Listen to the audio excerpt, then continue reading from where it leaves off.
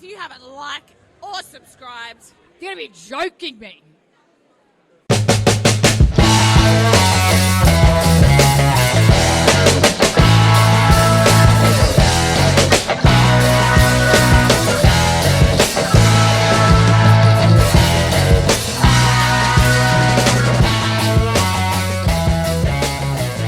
What's up, everybody? Welcome to another episode of the Fans View podcast. No important guests this week, no celebrities. I just have this sexy beast, the fight doctor, Carlo Perruzza, MMA. He's going to join me. We're going to talk a little bit of UFC Noche from this past weekend, and we're going to look in the future of the UFC. First things first, Carlo Perruzza, MMA. How you doing, brother? Been good, Chica. Thank you for having me. It was Fans View. Excited to be back on here. Obviously, big weekend of fights going on down in Las Vegas, UFC Noche. A card that was really special, not just from the competition, but, the first time ever. Any sort of combat sport event in the sphere. Nothing like that before. Dana White was really teasing it for months and months, being like, this is a one and done. We're never going to do this again. The amount of money in production, I think I've heard it was over $200 million or $20 million, something crazy in production. And what was cool about it was the first time, like obviously when you watch any sort of UFC show, you have some great high level competition, you watch some great fights, but like they did it where you had more than that at this one. Before every single main card fight, they played a different chapter of like a movie. And then based on that chapter, I guess was the backdrop that was shown on the sphere for when the guys were fighting. I think it looked cool on TV. I could only imagine that was probably 10 million times better to be there in person. I think Dana alludes to that a little bit. But, I think that was one of those things where if you were there, your mind was probably blown. I mean, I think it looked cool on TV. I could definitely see how amazing it was. But definitely a really big undertaking by the UFC. And kind of crazy, they announced it, and then they also announced that Canelo Alvarez was fighting in Vegas at the same time. Create a lot of competition. Dana's really mad. I think they're really mad with MGM because MGM, allowed that fight to happen in that building. Right. And, there's a lot of stuff going on with that right now. But, overall, I think the UFC did a really wonderful job. And I don't know, Dana claims that he'll never be back there again. We'll see. Yeah, we'll see. I know, like you said, Dana has been talking about for months. Enjoy this night, because it's never going to happen again. Just the expenditures, like you said. I've saw that number too of 200 million. It being north of that, and I believe every word he says because, like you said, the production the other night was, absolutely second to none. That was incredible on TV. I'm like you. I can only imagine, what it looked like inside the sphere. Looking at the card, obviously the undercard was what it was. It wasn't anything, crazy to speak of. Maybe one thing stood out to me. I'd love to get your thoughts on it. You had Raul Rosas Jr. Defeat. Yeah, he defeated him. By unanimous decision. He had one hell of a showing, did Rosas. Did you happen to catch that fight? What were your thoughts on it? No, actually, I think I watched it live. I watched some highlights on it. Raul Rosas, only 19 years old. I mean, it's pretty crazy. The kid's so young. I believe now we're looking at, he's had like 4 or 5 fights in the UFC, start off at such a young age. He's looking good. I think he has one loss in there, but he's looking stronger and stronger. Definitely. He fought on the UFC Noche card last year. I think they're going to continue with him. This Mexican heritage, that fan base absolutely loves the kid. I think he's still got a little ways to go. Obviously, he's green, he's 19, but this kid was fighting. It's crazy, man. He made his debut at the UFC. Was he 17? It just turned 18. Something nuts. I mean, this guy was going on the pro circuit fighting at 16, 17 years old because his mom signed a permission slip for him to compete. I mean, it's just absolutely insane.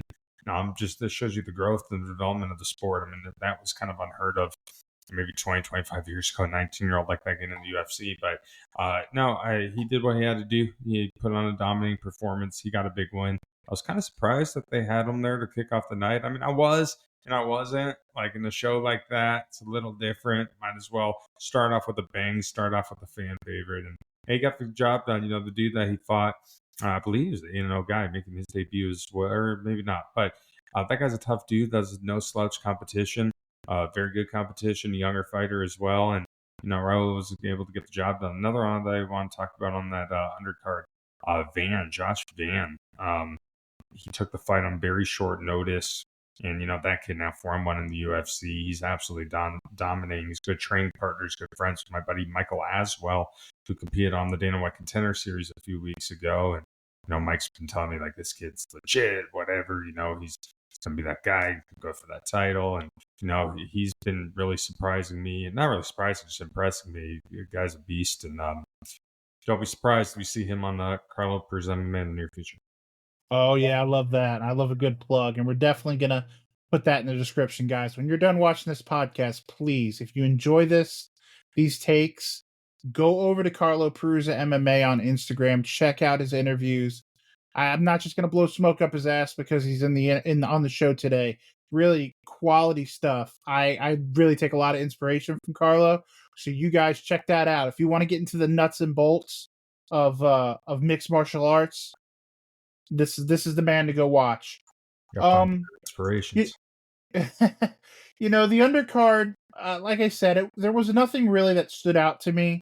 So for the sake of time, we had 3 decisions. We did have a knockout. Nothing that really stood out though. The first fight I really want to talk about, I want to frame this in a different way. I know what you're gonna say. What was your fight of the night? Definitely Zulabur versus Esteban, 1 billion, bajillion, batrillion, 5 million, gagillion %. I mean, that fight was absolutely amazing. In that third round there, Esteban had him, going into it. It was either 1-1 or Zulabur could have been up 2-1. I mean, definitely those were the two on the judges' scorecards. Esteban ended up winning the fight, but the fact that Esteban got him with a shot. I mean, Zulabur was on Queer Street for about 2 minutes there. He was done. He could hardly stand up. He couldn't even defend himself. Somehow he was able to move. He was able to recover. And before the round was over, I mean, he's landing power shots on Esteban and stunning him. I mean, like, that fight was absolutely crazy. I couldn't agree more. I mean, it was definitely fight of the night. There wasn't. Maybe you could say the main event was a close second, but we'll get there. Another thing though, even on this main card, I noticed a lot of decisions. Unfortunately, I say unfortunately, they were good fights, quality fights, but casuals like me want to see people go to sleep. You didn't get that if that's what you were looking for, on this night. The next fight, obviously, I'd love to talk about was another decision. We had Diego Lopez defeating Brian Ortega by unanimous decision, which makes me happy. I'm still not super excited with Brian Ortega after the stunt he pulled at his last fight. I'd love to get your input on that, but what did you do at the last fight? He pulled out super like night of. Gosh, I'm having a brain fart right now. I can't remember. Dan Ige stuck up.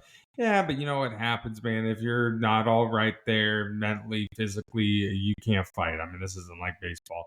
But, he did come to fight. They did it at Noche. Diego Lopez is a beast, man. I mean, Brian Ortega's no slouch. Lopez showed in there and dominated. That's a huge coming out party for Diego Lopez. I feel like he's the type of guy that he's been on the rise for so long. And, last year he really showed everyone, hey guys, Diego Lopez is here to fight. He can, he can keep up with everybody. And I think he's a wonderful fighter. I think the sky's the limit there. I don't know if you saw, there's this reel on YouTube, but and it's all over social media. Ortega's trying to leave, and some idiot fan starts yelling, "This is why Tracy Cortez left you," and all this stuff. And he broke away from the security and like went up to the fan and had to be restrained. I was like, Mike, like, these guys are professional fighters, time, place, I mean, thankfully Ortega didn't hit the guy or anything, but it shows you how stupid some of these fans are. I'll tell you what, man, you put a little alcohol in folks and they just lose their damn minds. I think they're a fighter. Oh, they'll be a fighter. They're not going to be on the good side of it. They'll be a fighter. Matter of fact, if he would have fought that fan, it might have looked like the next fight that we're going to talk about, because the next fight was an ass whooping from bell to bell, in my opinion. Um, we had Valentina Shevchenko fighting, excuse me, Alexa Grasso, trying to regain her championship, the women's flyweight title. That is. Bullet Bullet wins it by unanimous. What did you think of this fight? I think it was pretty one sided, in my opinion, but I'd love to hear yours. So I definitely agree. Valentina Shevchenko definitely dominated the contest, but it was an interesting one because Valentina would be like winning, winning, winning, and then like I think 3 or 4 times in the fight, Alexa out of nowhere had an armbar locked in, had this sort of choke. She had her moments. They Yeah, weren't much, but a couple times it was like, oh, did she get it? Did she get her? Valentina's just such a dog. She's so durable. She's so smart. That's the thing with Valentina. It's like, she's 36-year old, but the fighting IQ that she has is unbelievable. She is such a smart fighter. She was an underdog in that contest. Here's my thing going into it. It was so close. That is definitely a pick 'em fight. They have, Alexa finished her the first time. Second time, I think Valentina got robbed, to be honest with you. I think she won the contest. And I was like, you know what? There's no way going into it. Like what I was thinking, there's no way. How does Valentina lose 3 straight times?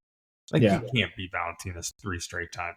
Yeah, she's a little older, but she's still Valentina Shevchenko. I don't know how many fights she'll have left.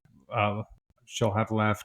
I think she's starting to show it a little bit. I mean, she looked pretty good in that contest, but even before she fought Alexa, she fought Talia Santos, and I think Valentina got lucky in that contest because I think Talia, and a lot of people think Talia kind of got robbed. I don't know how much longer she'll be around. I think hopefully we can still get another 2 to 3 years from her, but hopefully she can make another run. I mean, I think she's still talented, but Father Time definitely catches up with everybody. yeah. Unfortunately, he is undefeated. And I just want to say, of course, Shevchenko dominated that fight the other night, but that's no disrespect to Alexa Grasso, who has worked her ass off to get where she is and was a formidable opponent. She Oh, deserved to she be beat in her that twice. cage. Yeah, she deserved to be in that cage Saturday night. It's like you said, it's hard to beat her 3 times, and it just wasn't her night, I wouldn't unfortunately. be surprised if we see a fourth one because Grasso's won. Absolutely, I think it could happen. absolutely, absolutely. And speaking of Father Time being undefeated, unfortunately, he's the only undefeated man we're going to be talking about right now, because as all good things must come to an end, the curtain's closed on the Sugar Show. It hurts my heart. The fight doctor, I want you guys to know, he called this before the fight even happened. He told me it was going to happen. Merab defeats Sean O'Malley. Unanimous decision. Unanimous is kind of an understatement. It felt like Merab was toying with his, playing with his food at some points in that fight. It hurts my heart. I love the showman that Sean O'Malley is. I love everything you hear.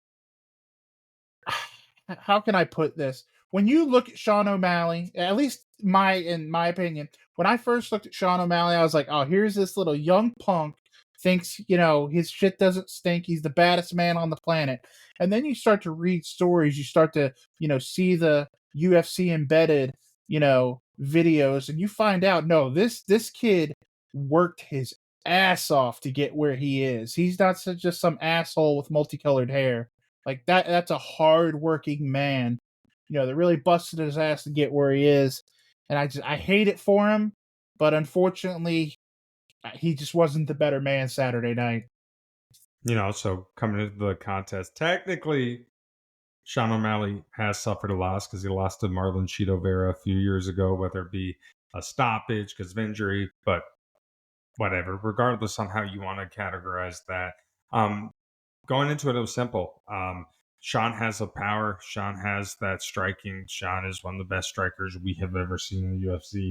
Merab's grappling is unbelievable. It is a style that is weird. It's unorthodox. It's hard to train for. A lot of people don't know how to prep for it. They see it. They don't know what to do. And I think that happened here. In that first couple minutes, O'Malley was doing a good job there. He was kind of going in and out a little bit. He was staying back. He was getting shots off. He was showing the striking. He landed. He didn't actually land, but he threw a couple nice kicks. And like, ooh, that could be dangerous here. Marab goes in to shoot it on him about 2.5, 3 minutes into the contest. And briefly, Sean was stuffing it. I was like, oh, this is going to decide the fight. And then, like, a few seconds later, Marab gets him down very easy. And I was watching, I'm like, that's too easy. That is too easy for Marab. And, it just continued and continued and continued and continued, to the point. He's got him down. Marab's wailing on him. He's just yelling at Sean. He's yelling at Tim Welch. That was a weird. First off, to start out that contest too, Marab's getting yelled at because Tim Welch and Marab are yelling at each other.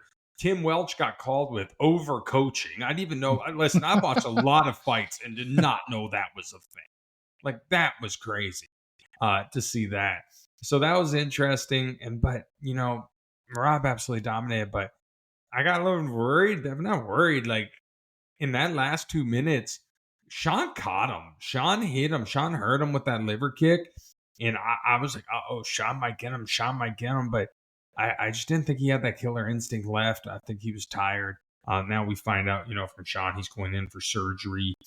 He hurt himself before the fight. He has to have surgery. So was he in the 100%? Who knows? Is he saying? Who knows? But could have that factored in? Maybe. But you know what? Merab Dvalishvili is the champion for a reason. I mean, he's an outstanding combatant. I think he's going to take on now Umar Nurmagomedov. That's going to be the fight. And that is, oh my goodness, I don't know who's going with that. Yeah. My thing is, I think Umar's the only one who can beat Merab, in my opinion. And if Umar can beat Merab, right now in that division, I think he can beat Umar.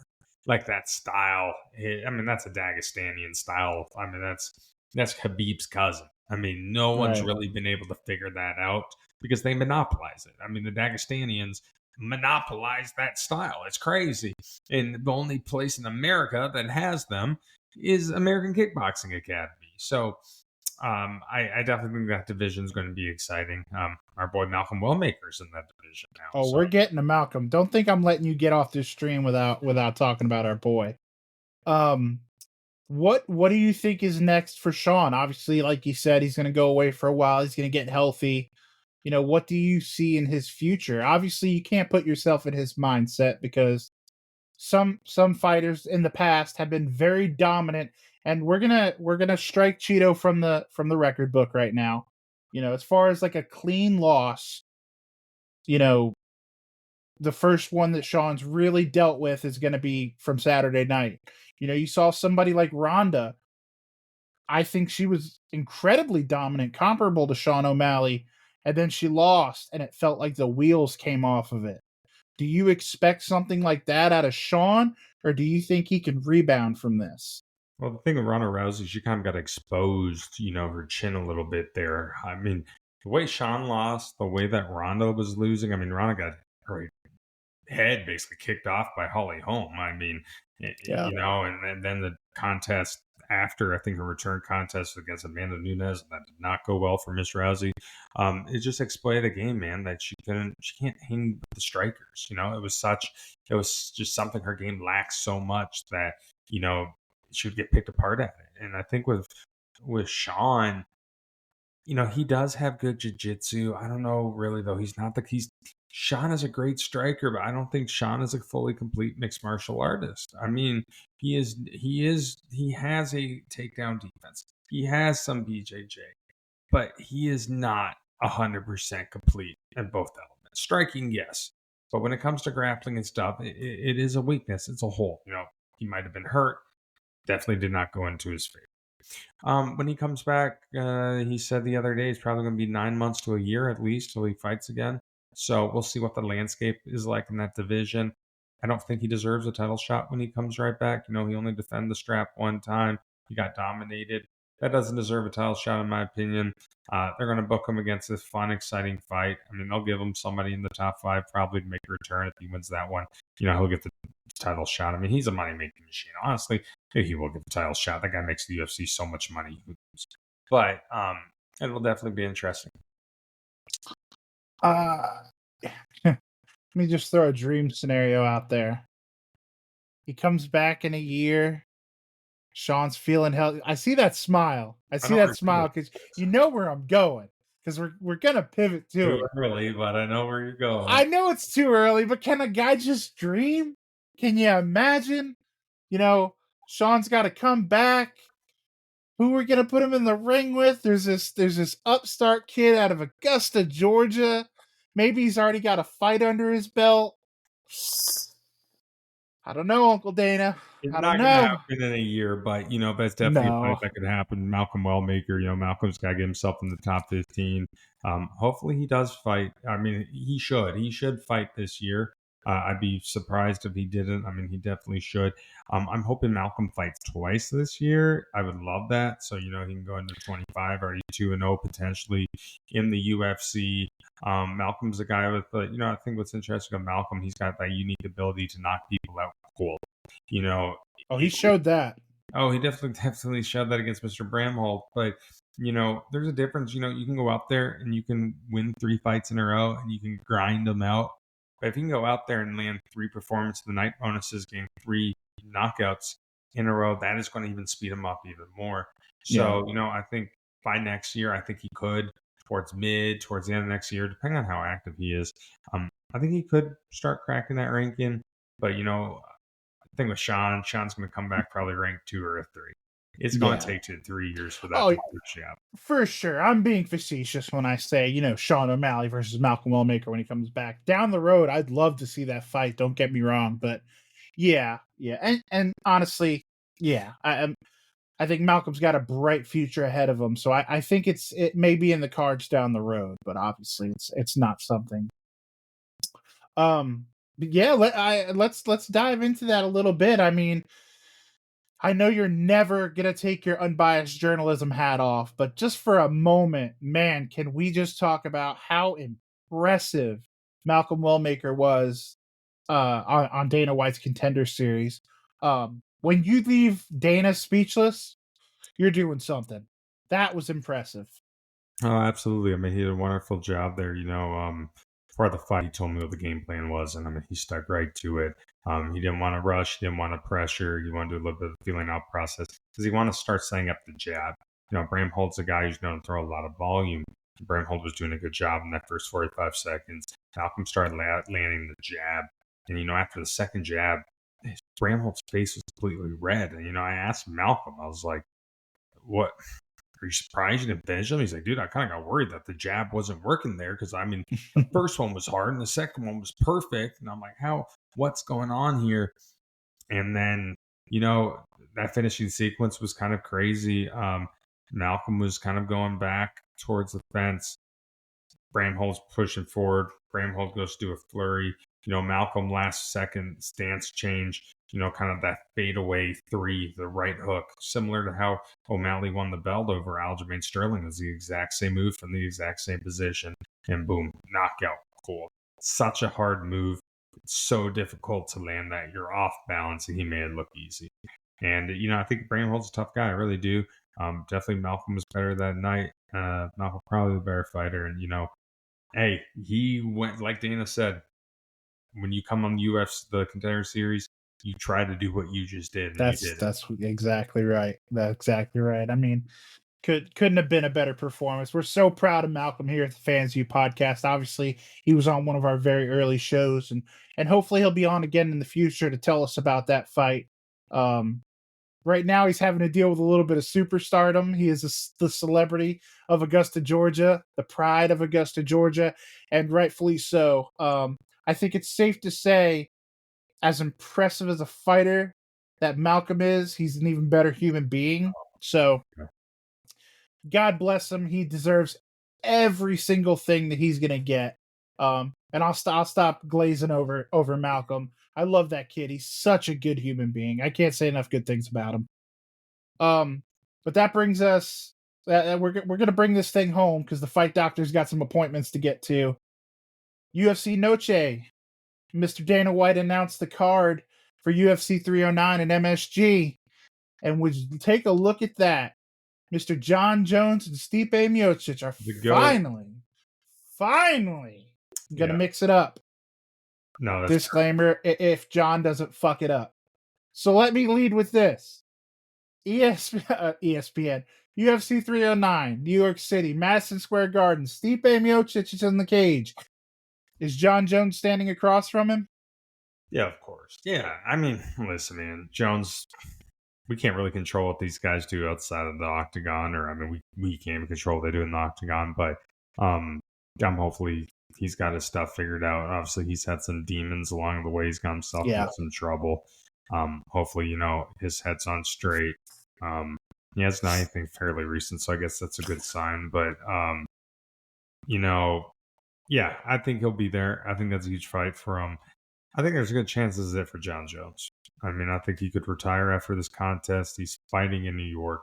You don't need to fight anywhere else. I mean, listen, you don't need to fight Tom Aspinall. You don't need to fight Alex Pereira. It's everything for those guys to gain, everything for John Jones to lose. He has cleared out a division. He has done everything in the sport. And he has so many records. He is the greatest of all time. I don't really care if people out there, no, he's not. Blah, blah, blah. I could care less. I am all about Dana for standing up and saying he is the greatest of all time, because John Jones is the greatest of all time. It's not even close. I think it's a huge fight for John Jones. It's a legacy fight. At that time frame when Jones was dominating, you also had Stipe, who, in my opinion right now, Stipe is the best UFC heavyweight ever for what he's done in the UFC. Now, if Francis Ngannou would have stayed more, there's a chance Francis could surpass him. Sure. But, they were 1-1. Francis didn't have enough title defenses. That's a huge legacy fight for me. Yeah, they're both older now, but still, it needs to happen. For history, that contest needs to happen. I don't know. That spot I want to see. If he wins, does he fight Tom Aspinall? Maybe, because he is. I do think it is kind of ridiculous that Tom Aspinall is defending an interim title at heavyweight. That's not a real title. That's not, in my opinion, that's not a title. That's stupid. But, it is what it is. Dana has said next time Jones is for sure. Whoever the winner of that is getting, Aspinall. So they're going to have to figure it out. Either Jones will retire, they vacate the strap, Tom gets the full one, or they fight. Now,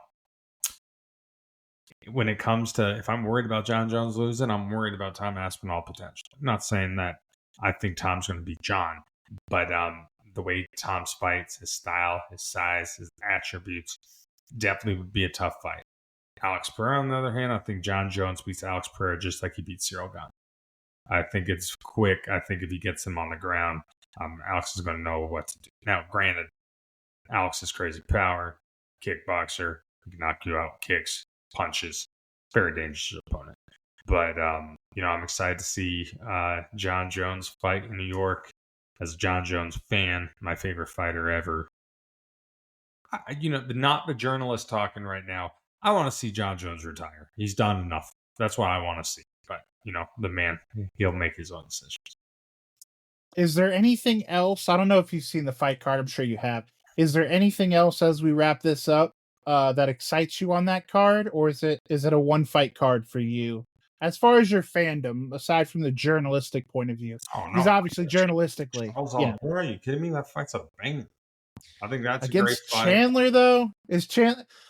I don't know why you're so down on Chandler. Yes, Chandler is an absolute savage, man. The guy's 38 years old now. What he did in Bellator is freaking amazing. I think he would have beat Conor McGregor, to be honest with you.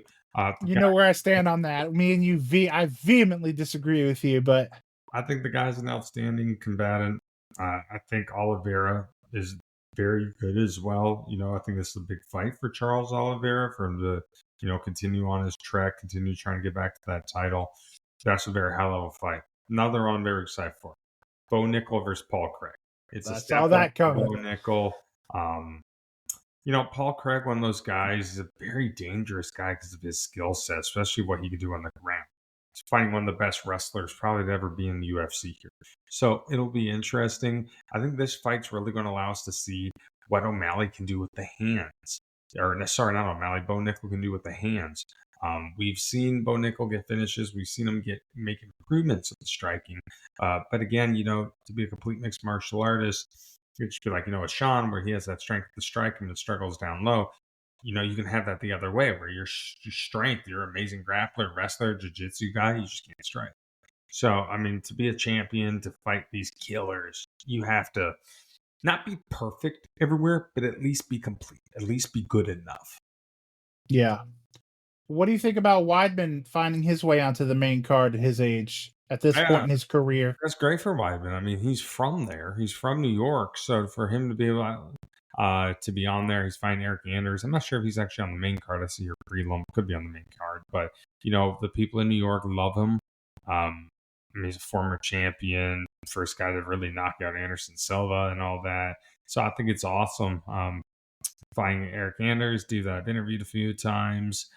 He's a tough guy, former Alabama football player under Nick Saban. That should be an interesting contest. Two great warriors. All right. Well, I think that's going to wrap us up for tonight, Carlo. What do you got coming down the pike? Do you have any interviews you can tell the people about coming up soon?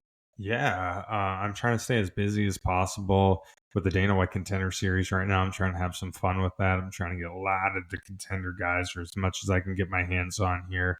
Um, Doing a lot of coverage for Game Bread Bare Knuckle. That's a promotion that I really enjoy covering. I like all those guys and have relationships with Jorge Masvidal and Dean Toole and just, got to know them a little bit. And they always let me go out there and, do my hobby with them and go out and cover fights and, pretend like I'm an actual real journalist or whatever you want to call myself. But, I love it. I love them. The fights are awesome. The guys are really cool, and it's pretty cool because a lot of these guys have fought on Game Bread before, and I've started to become a lot of relationships with these dudes. So now it's like I see their name get announced, text message. Oh, we're gonna text Weems here. We're gonna text Jason Knight, Jay Sherman. Hey, do an interview soon. And it's easier for me to get them, but definitely I'm gonna try to. It's up to me. I'm gonna interview. Hopefully, I'm trying to interview the whole fight card before the fights. That is my goal. I don't know if I'll get to it. Hopefully I get most of them at least. Probably definitely going to go to Biloxi for that one. I can't miss a Game Bread fight. I'm addicted. I mean, it's just the absolute. I love it. It's so violent. It's so raw. It is the truest form of combat. I mean, And when is that? November 15th in Biloxi, Mississippi. Randy Costa, Brandon Davis, main event. Both two former UFC vets. Hey, man, it's going to be freaking nuts. That is going to be an absolute. I wouldn't say it's going to be a dogfight because it is not going the distance. Someone is getting finished in the first or second round. So it'll be interesting. And last but not least, Carlo, where can people find these awesome interviews? Where can they find you on socials? Yeah, absolutely. So if you want to go on to Instagram, two main ones. I have Facebook. I don't really use it much, but when it comes to Instagram, it's Carlo_MMA. And then just Carlo Perruzza on the YouTube one. Just type in Carlo Perruzza on YouTube and all my stuff will come up. See my little mean mug here and all the different interviews. So that'd be your best bet. If you guys haven't already, please subscribe, follow. Appreciate it. Make sure you subscribe to this one first. Absolutely. I appreciate that, buddy. And of course, we'll link everything in the description. Like I said, when you're done watching this podcast, go hit Carlo Perruzza MMA. He's got the goods over there.